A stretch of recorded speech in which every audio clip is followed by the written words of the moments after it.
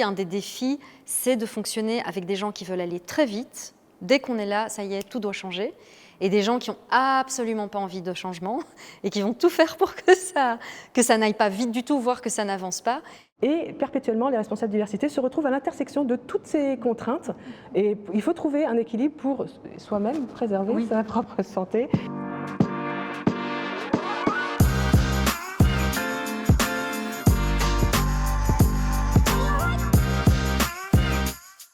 Alors pour vous répondre, je m'appuie sur les résultats d'une enquête que nous avons conduite en 2016, donc c'est-à-dire déjà il y a 5 ans.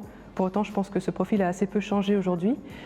Généralement, il s'agit d'une femme qui est plutôt en milieu de carrière, qui provient souvent des RH ou des services de communication dans une entreprise dans laquelle elle travaille déjà depuis longtemps, parce que le fait de bien connaître son entreprise, de bien connaître le secteur d'activité, les services et les personnes qui comptent au sein de cette entreprise, c'est un véritable atout pour réussir à conduire une politique diversité en interne. C'est une femme qui a envie d'un nouveau challenge. Souvent, c'est une femme qui ne connaît pas forcément très bien les politiques diversité, toutes les questions de critères de discrimination, les politiques à conduire avant de prendre ce poste, mais qui a envie d'un nouveau tournant dans sa carrière et qui cherche à acquérir de nouvelles compétences, notamment en termes de savoir-être et de savoir-faire, par exemple. C'est une personne qui souvent va rester plus longtemps dans ce poste que dans ses postes précédents parce qu'elle y trouve un goût, elle y trouve justement un goût du défi, elle découvre de nouvelles connaissances, elle rencontre de nouvelles personnes. Et vous vous retrouvez, n'est-ce pas? En partie, hein, mais... et donc, ce sont des carrières un peu plus longues que dans d'autres fonctions. Ce sont également des personnes qui doivent faire beaucoup avec peu de moyens. Souvent, ce sont des personnes qui travaillent dans des équipes réduites, voire qui travaillent seules, et qui ont parfois des budgets assez réduits, et pour autant qui doivent faire preuve de beaucoup de créativité, qui doivent réinventer perpétuellement les politiques, travaillent sur de très nombreux sujets avec de très nombreux partenaires. Donc, c'est une femme qui sait surmonter des obstacles, je dirais.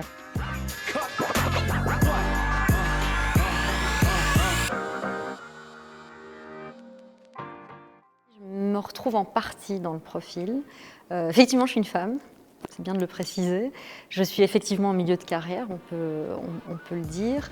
Maintenant, j'ai été engagée spécialement pour ce poste-là à Beaux-Arts, donc je n'y travaillais pas. C'est un poste qui en fait s'est ouvert récemment et je crois savoir qu'ils ont essayé en interne. Mais Beaux-Arts, c'est très particulier, le secteur culturel est très particulier, donc c'est des métiers assez difficiles en fait. Du coup, sur la question de le faire plus longtemps que d'autres postes, j'ai trouvé ça intéressant. Et effectivement, il y a des éléments qui vont favoriser le fait que j'aurais envie de le faire plus longtemps parce que, en effet, on voit énormément de personnes, on pratique énormément de sujets, c'est fascinant et intellectuellement, on n'est jamais rassasié de ce qu'on découvre et de l'impact qu'on peut tenter d'avoir.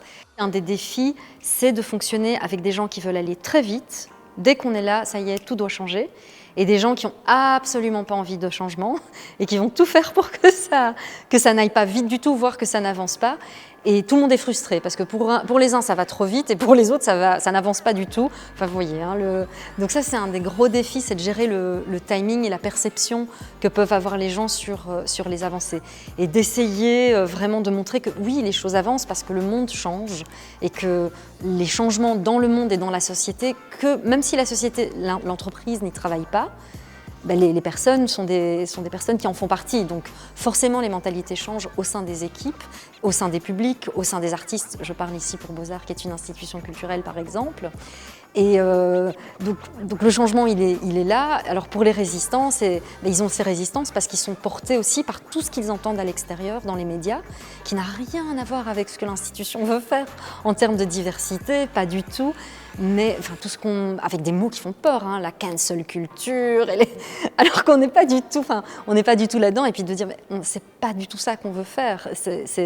Donc voilà, c'est de gérer toutes ces portes qui viennent de l'extérieur en fait, mais effectivement, les personnes qui sont à l'intérieur viennent aussi de l'extérieur. Donc, c'est de réussir à garder cet équilibre et à faire comprendre aux personnes que l'objectif de tout ce qui est inclusion et diversité, c'est de partager des acquis et des privilèges avec un petit peu plus de personnes et de réaliser que nos pratiques sont discriminantes. Et alors, une des manières, pour moi, c'est la loi.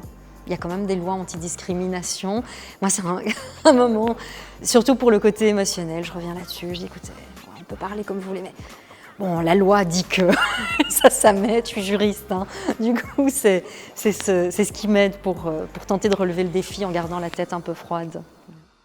C'est très intéressant ce que dit Yamina parce que c'est vraiment quelque chose qui a été décrit par de très nombreux enquêtés lors de l'étude que nous avons conduite en 2016.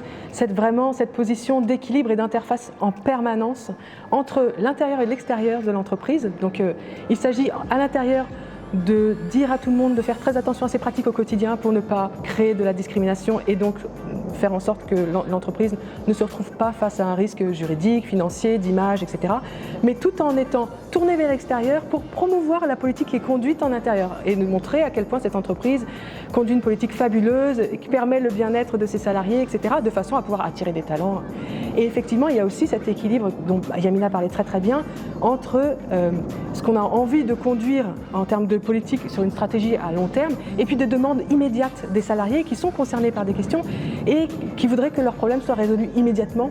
Et donc le temps de mise en place, et enfin je pense que le dernier équilibre, et là visiblement c'est celui auquel tu te confrontes aujourd'hui, c'est trouver l'équilibre entre tous les objectifs de l'institution ou de l'organisation en règle générale et les objectifs diversité. Là, le soutien de la direction est essentiel. Le fait d'avoir des ressources humaines ou des ressources financières pour conduire des politiques efficaces est vraiment un point qui est central. Et perpétuellement, les responsables diversité se retrouvent à l'intersection de toutes ces contraintes. Et il faut trouver un équilibre pour soi-même préserver sa propre santé et parvenir à atteindre des objectifs professionnels qui, bon, voilà, sont quand même normalement faits pour que l'ensemble de l'entreprise se sente mieux, que les salariés aient un cadre de travail plus agréable.